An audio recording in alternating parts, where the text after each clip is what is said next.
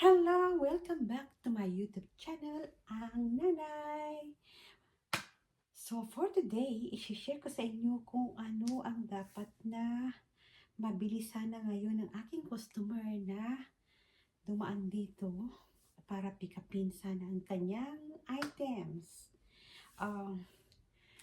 Ito ay yung aking 511 tactical shirts. Yung short sleeve shirt, ito ay napaka-comfy at pag bibili mo to sa labas ay mahal siya. So dumaan ito, ang customer ko, hindi na, actually ito hindi naman kakasa daw yung extra. So trinay niya, kailangan niyang, syempre ipatry nyo. Kailangan, let them, try yung items. Para sila bumibili sa store, di ba? Kailangan i-try nila. So, sayang, hindi kumasya. Medyo maliit siya ng konti. Siguro, kailangan niya ng extra large. So, sa akin kasi, ang available ay extra large. Sana nabili niya na itong 4 na ito. So, it's okay. At, mabibenta pa naman sa iba. Marami namang nag-i-inspire pa. So, sayang kasi nga sana mayroon akong sale itong umaga. At it's okay. At nagpapasalamat ako sa Cosmo na yun kasi malayo siya. Tapos, dumaan na lang dito. So, mabait naman siya. So, for today, tayo ay magpipicture. But first tayo magpipicture na ibibenta sa mga customer ay syempre inilalagay ko ito sa hanger. You know why? Nilagay ko to sa hanger dahil chichikin ko kung mayroon siyang mga stain. Kung may mga yung sira-sira na, chichikin mo yan hanggang sa ilalim. Kung may tag siya, kung anong brand yun, anong size. Tapos isi-separate ko ito. At mamaya pipicturein ko kasi sabay-sabay ko na lang sila na itang isisip kung picturein. So, ang aking ilalagay sa aking online store ngayon for today, the whole day, ay yung pang-bata, pang teenager na. Yes, so, kasi nga, ito yung damit ng aking anak. Minsan, twice niya lang to ginamit. Kaya, buti na na-save ko sila at napakaganda pa siya. Yan. So, i-save ko to. Okay siya. Malinis siya. Walang amoy. At ito yung champion na set siya. Hindi nakakasya sa anak ko. Napakaganda pa. Walang mga stain. Wala. Kailangan walang mga sira. Para maganda at maganda yung review natin. At masaya ang mga customer nating bumibili, di ba? So ito, na-check ko na to. Kaya kanina, ayan, malinis naman siya. So ready na tong i-picture. Inuuna ko yung mga pang taglamig pa dito kasi malamig pa dito sa amin. Nabibili ito sa amin.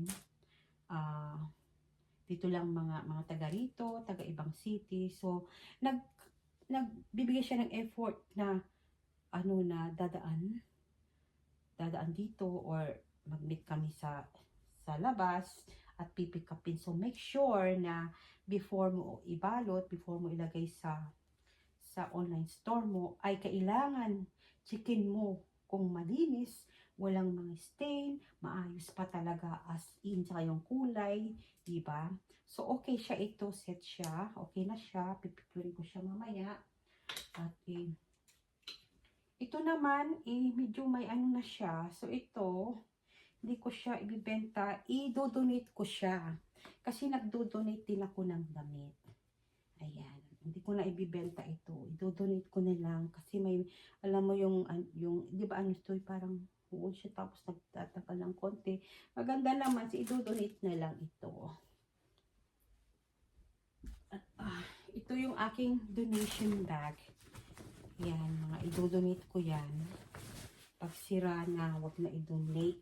Kasi kawawa naman. So, gagawin ko, itatapon ko na lang. yung mga hindi na pwedeng i-donate at saka hindi na pwedeng ibenta. Ito pang bata, magandang brand ito, ibebenta ko to. Siguro ito lang is $1 lang or $2. Yeah. At ito naman, so chichikin kung pwede pang ibenta, pag hindi na pwedeng ibenta, i-donate na lang. Ayan, pwede kong ibenta ito ng para makatulong sa mga bata na $1 sa mga nanay. Ito pwedeng ibenta ko ng $1. Yan. Ito naman yung branded siya, made in Japan. Ito yung collection ng anak ko na nasuot niya pero hindi niya naman niya nasunot lagi. I think twice, 3 times lang. So, na-check ko na to. Lalagay ko sa online store ko at ibebenta ko. Yan. So, marami pa. So, mga ipipicture ko ngayon at ilalagay sa aking online store ay yung mga pang teenager, mga pang bata kasi madami. So,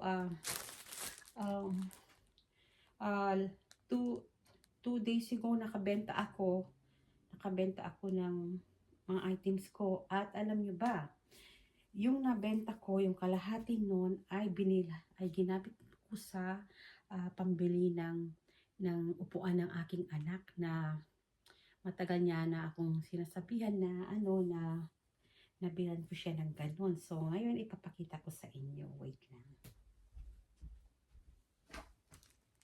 So, pupunta tayo sa kwarto ng aking anak pala at ipapakita ko yung aking nabili na upuan. Ayan, tingnan natin. Ito ay leather. Nakakuha ako ng pambili nito sa aking kita sa aking online business na galing sa aming closet. Tingnan niyo ba naman, ang ganda-ganda, diba? Pag bibili nito pagbago, bibili nito mahal. Pero ito ay, nabili ko to ng second hand. Pero, ang ganda-ganda pa siya. Chinek ko lahat buo. Walang mga defect siya hanggang sa loob. Ayan, napakaganda. Mura ko siyang nabili. Kaya, yung aking online business na nandito ako sa bahay lang, it's worth it talaga. So, syempre, ibabalik ko yung nilagay ng anak ko para maganda naman. Ayan. Ayan. Ayan. Diyan siya nagpapahinga. Diyan nagpapahinga yung aking anak. So, babalik na tayo sa kwarto. So, eto, bumalik na tayo dito sa aking kwarto na ginawang store. Actually, itong kwarto na to ay extra room dito sa bahay. So, pag nakikita nyo ito, may kama dito. Kasi dati guest room ito, zero. Kaya lang, wala namang guest. So, ang mga guest ko, yung mga aking mga bibenta. So, gagawin kong aking room store para sa online business ko kasi maganda naman siya. So, makita niyo ito, tingnan niyo yung aking mga ready to sell na. At tingnan natin. So, ayan. Ito ay mga pangbata. Ayan, pambabae. Wala pang panlalaki. Pag nakaipon na ako ng pambili ng item ko ng panglalaki, mga panlalaki na mga bata, mga teenager, and then magtitenda din ako. For now, kung ano yung nasa closet namin na hindi na namin ginagamit at napakaganda pa ng condition, yun ang aking ibebenta. Kung ano yung hindi ko mabenta, hindi nabenta, ay yun ang aking idodonate. Yeah.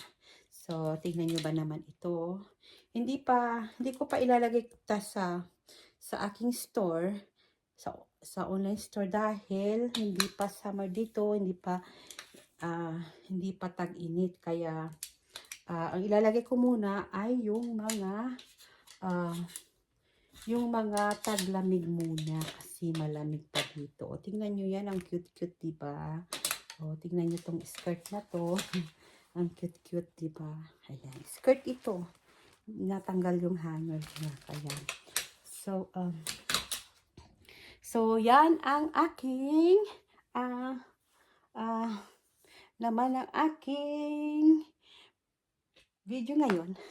Sorry. Tiniba naman ang aking corona. Itong aking corona ay